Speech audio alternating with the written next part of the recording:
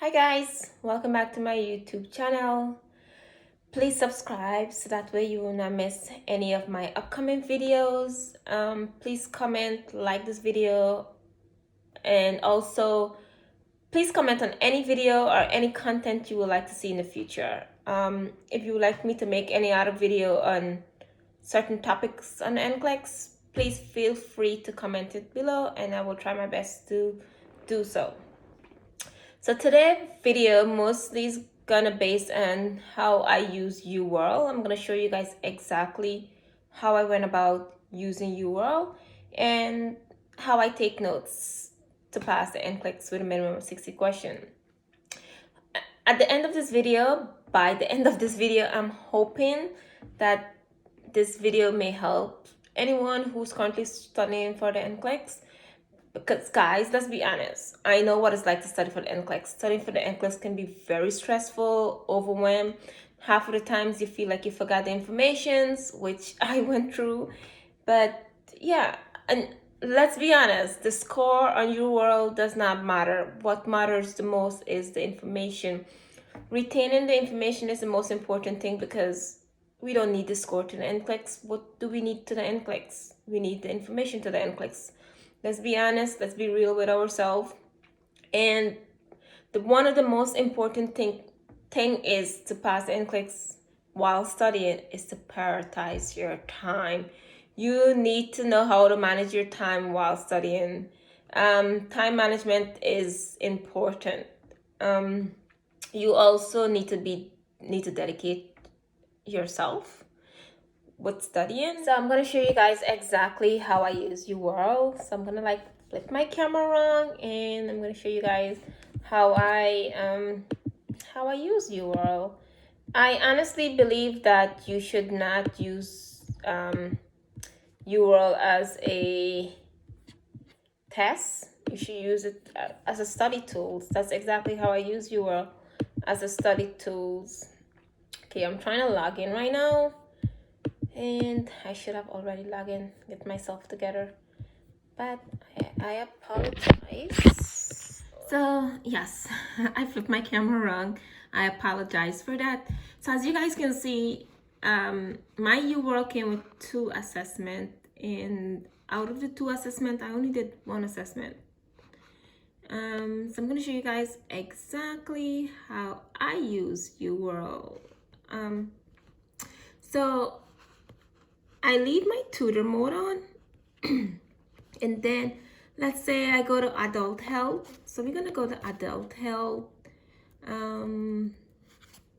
I usually study based on subtopic.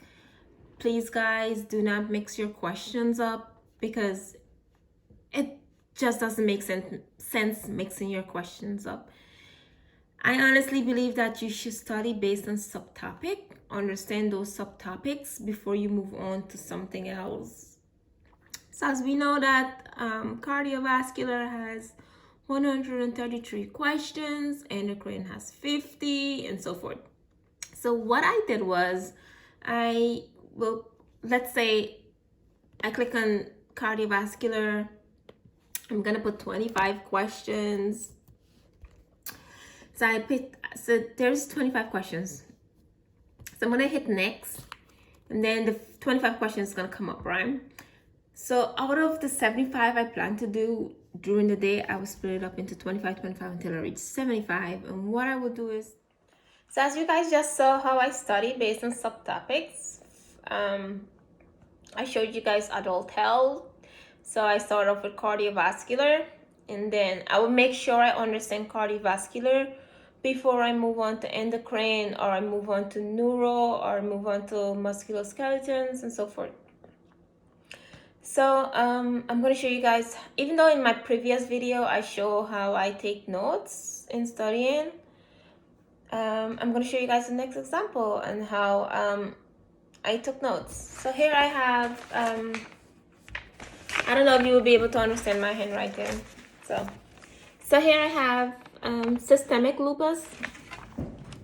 What you may need to know for systemic lupus, as we know that the topic was systemic lupus. So this is how you exactly go about answering the question and taking notes. So you're gonna read the question, understand what the question is asking you, and then you pull out the topic from the question. So the topic in the question was systemic lupus. So you're gonna take out systemic lupus. Now you're gonna take notes on what to expect in systemic lupus. For instance, a client or a person with systemic lupus will have a butterfly shape across the bridge of the nose and cheeks. That's the basic, and you will have to know that for the NCLEX. Let's just say if you have a question on NCLEX, I'm pretty sure that's all you will have to know for the NCLEX. Also, I took notes on mild and severe systemic lupus. A patient or a client with systemic lupus, what you will expect to see in these patients with mild systemic lupus. With severe systemic lupus, what will you expect to see? I just took those extra notes just to know. Who knows? Maybe the NCLEX may ask you on that. I don't know. And also, which is a very big and important thing in a client with systemic lupus, which you may have to know, which is kidney failure. A person with systemic lupus affect your kidney. So a patient will have increased burn, increased creatinine. So that's basically how I took my notes, and that's how I went about studying. And so if I will, let's say I write down an answer on systemic lupus, and then I will write down like why this caused this or why that caused that. So I will not just write down answers and leave it blank. No, you write down why, if that makes sense. Thank you all for watching. If you have any questions or any topics you would like to see in the future, please comment and leave it below, and I will gladly try to produce those content. If there's something I mentioned in this video and you did not understand, please comment below and I will try my best to clarify. Please guys, don't forget to subscribe, comment, likes, and I will see you in my next video.